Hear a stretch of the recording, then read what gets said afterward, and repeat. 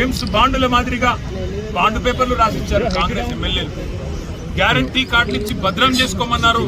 భద్రంగా పెట్టుకోండి, 100 రోజులు మీరు భద్రంగా పెట్టుకుంటే 101వ రోజు మా వాళ్ళు వస్తారు. ఆచి చికెన్ మసాలా వచ్చి మీకు ప్రతిదీ అమలు చేస్తారని చెప్పి ఆనాడు నమ్మబలికి ఓట్లు వేయించుకొని ఓడ మీద ఉన్నప్పుడు ఓడమల్లన్న, ఒడ్డుకెక్కినాక బోడమల్లన్న అన్నట్టు 3వ బడ్జెట్ లో కూడా గ్యారంటీ అన్న మాట లేకుండా, డిక్లరేషన్ అన్న మాట లేకుండా ఇవాళ ప్రతి వర్గాన్ని వంచిస్తున్నది కాంగ్రెస్ ప్రభుత్వం.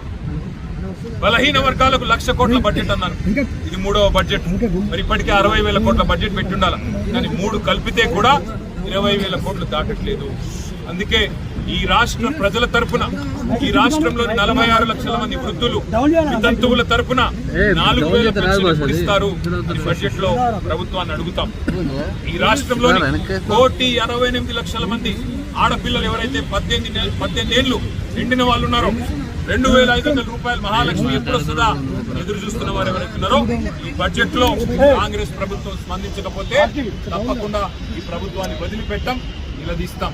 అట్లాగే మరి రాష్ట్ర వ్యాప్తంగా 5 లక్షల మంది దివ్యాంగులు 6,000 పెన్షన్ కోసం ఎదురు చూస్తున్న వారు, వారి తరఫున ప్రభుత్వాన్ని నిలదీస్తాం. ఇవి మాత్రమే కాదు, మీరు చెప్పిన 6 గ్యారంటీలు, 420 హామీలు, మీరు రాసిచ్చిన బాండ్ పేపర్లు ఇవాళ నీటి మీద రాతలైనాయి, నీటి మూటలైనాయి తప్ప ఏమీ కాదనే విషయాన్ని మళ్ళొక్కసారి నొక్కి చెబుతాం. శాసనసభ సమావేశాల్లో, శాసన మండలి సమావేశాల్లో, బడ్జెట్ లో ఇప్పటికే ప్రభుత్వాన్ని అడుగడుగున నిలదీస్తున్నాం, అడుగడుగున వారికి నిరసన చెప్తా ఉన్నాం. రాష్ట్ర ప్రజల తరఫున రైతు భరోసా 15,000 అన్నారు, కానీ ఆ రైతు బంధు 3 సార్లు కొట్టారు. ఇవాళ రైతులు ఎదురు చూస్తా ఉన్నారు. ఉగాది దాటిపోయింది, మరి సంక్రాంతికి ఇవ్వాల్సిన రైతు బంధు ఉగాది వచ్చినా పడతలేదంటే